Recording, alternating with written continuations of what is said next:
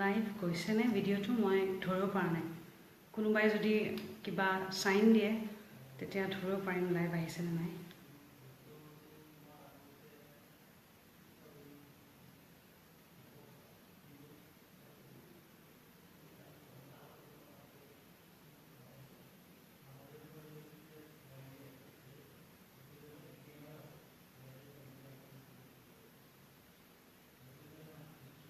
কোনোবাই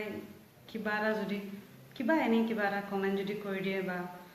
কিবা এটা দি দিয়ক যাতে মই ধৰিব পাৰোঁ যে লাইভ গৈ আছে কাৰণ এইটো অলপ মানে ধৰিব নোৱাৰি হেল্ল' থেংক ইউ সাইনটো দিয়াৰ কাৰণে মই থেংক ইউ নমস্কাৰ মই মানসী দেৱী মই ৰোমাঞ্চকৰ এটি অধ্যায় পেজটোৰ জৰিয়তে আপোনালোকৰ সন্মুখলৈ আহিবলৈ সুবিধা পাইছোঁ তাৰ বাবে মই মুনৰাজ এডমিনলৈ ধন্যবাদ আৰু কৃতজ্ঞতা জ্ঞাপন কৰিবলৈ বিচাৰিছোঁ অশেষ ধন্যবাদ যে মোক এই সুযোগটো দিছে এই পেজটোৰ নাম চুমু হ'বলৈ গৈ আছে আপোনালোকৰ সুবিধাৰ বাবে এই পেজটো এতিয়া ৰোমেন্স বুলি নাম কৰা হ'ব এই পেজটোৰ আৰু যদি কোনোবাই ভিডিঅ' দিব বিচাৰে তেতিয়াহ'লে তেওঁলোকৰ পেজত থকা হোৱাটছএপ নম্বৰটোত যোগাযোগ কৰিলে হ'ব তে মই মোৰ পৰিচয়টো দিওঁ কাৰণ তেওঁ তাতে জনপ্ৰিয় শিল্পী বুলি লিখিছে কিন্তু জনপ্ৰিয় হোৱা নাই মই সেইবাবে মই পৰিচয় দিব লগা হৈছে মই মানসী দেৱী মই এজনী গায়িকা অলপ চলপ অভিনয় কৰিলোঁ আৰু 2016 পৰাই মই গান গোৱা আৰম্ভ কৰিছোঁ মাত্ৰ মানে সংগীতৰ জগতত মোৰ বৰ বেছি সময় অতিবাহিত হোৱা নাই মই আপোনাৰ 2016 অক্টোবৰত মোৰ প্ৰতিশ্ৰুতি প্ৰতিধ্বনি বুলি এটি এলবাম ৰিলিজ হৈছিলে তাতে বহাগৰ প্ৰথম গীতটোত ৰামধেনুত বেষ্ট ডেবিউট নমিনেট হৈছিলে মই উইনাৰ হোৱা নাই মই মানে খালি নমিনেট হৈছিলে আৰু সেইটোৰ কাৰণে মই বহুত প্ৰেৰণা পালোঁ অন্য গীতসমূহ গাবলৈ আৰু বিকাশ মিলি লিখিছে গান এটা হাই ৰঞ্জিত বৰাই লিখিছে গান এটা গোৱা শিয়ৰ মই মোৰ প্ৰথম গানটো গাওঁ গানটো আপোনাৰ 80sৰ সময়ৰ যোনটো মানে সংগীতৰ ধাৰা আছিলে সেইটো ধাৰাত গোটেই এলবামটো কৰা হৈছিলে গতিকে আজিৰ সময়ৰ লগত গানৰ মিল নাপাব গতিকে সেইটো অলপ বেয়া নাপাব আৰু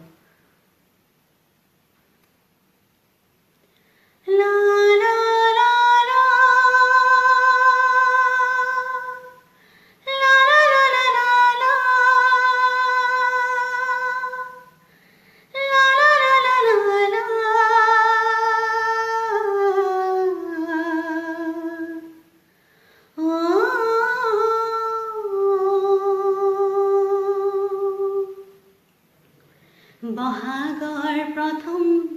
পুৱাতে মই তোমাক দিছিলোঁ বুকুতে ঠাই সঁহাৰি নিদিবা জানো তুমি ৰৈ আছোঁ তোমাকে ধিয়াই বহাগৰ প্ৰথম পুৱাতে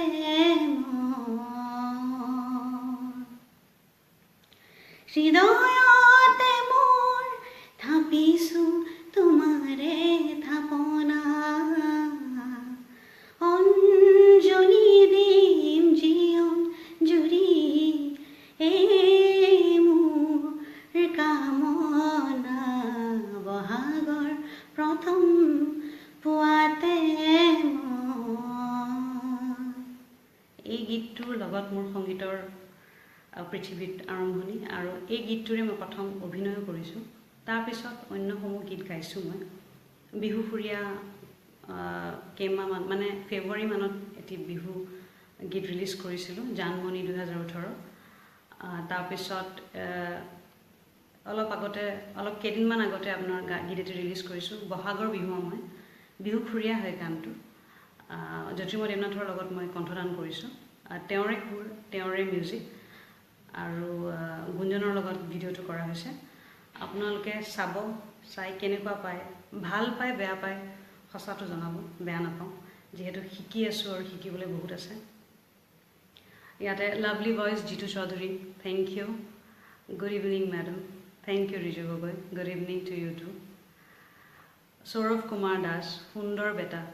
তেওঁ মোৰ দাদা হয়, যি মোক এতিয়া সুন্দৰ বুলি কমেণ্ট কৰিছে। তেওঁ মোক মানে one of my genuine well wisher. এইখন পৃথিৱীত চাগে আপোনাৰ জেনুইন ৱেল উইচাৰ পোৱাটো বহুত টান, যোনে আপোনাৰ সঁচাকৈ শুভাকাংক্ষী হয়, যি কয়, যি মনৰ পৰা সেইটোৱে ভাবে, তেনেকুৱা মানুহ পোৱাটো বৰ টান। আৰু মই তেওঁক আজি এই লাইভটোৰ জৰিয়তে ধন্যবাদ জনাব বিচাৰিছোঁ যে মোক ইমান সঁচাকৈ মৰম কৰাৰ বাবে, সঁচাকৈ আশীৰ্বাদ দিয়াৰ বাবে। লগতে মই জিতু চৌধুৰীকো ধন্যবাদ জ্ঞাপন কৰিব বিচাৰিছোঁ, কাৰণ মোৰ সংগীত যাত্ৰাত তেওঁৰ বহুত অৱদান আছে। কাৰণ যিহেতু মই বহুত বছৰ গান গোৱা নাছিলোঁ, 2016 যেতিয়া গান আৰম্ভ কৰিছোঁ বহুতো অসুবিধাৰ সন্মুখীন হৈছোঁ। যেনে গান মোৰ ষ্টক নাছিলে, তেওঁ মোক বহুত সহায় কৰিছে। যোনখিনি মই গায়ক গায়িকাৰ পৰা সহায় নাপালোঁ, অন্য বন্ধুৰ পৰা নাপালোঁ, খুজি পিনেও তেওঁ উপযাচি আহি পিনে সহায় কৰিছে। আৰু ইয়াতে মই মোৰ মাৰ কথা ক'ব বিচাৰিম। বহুত প্ৰেৰণা আছে তেওঁৰ, বহুত কষ্ট কৰিছে, বহুত ত্যাগ কৰিছে মোৰ কাৰণে। মোৰ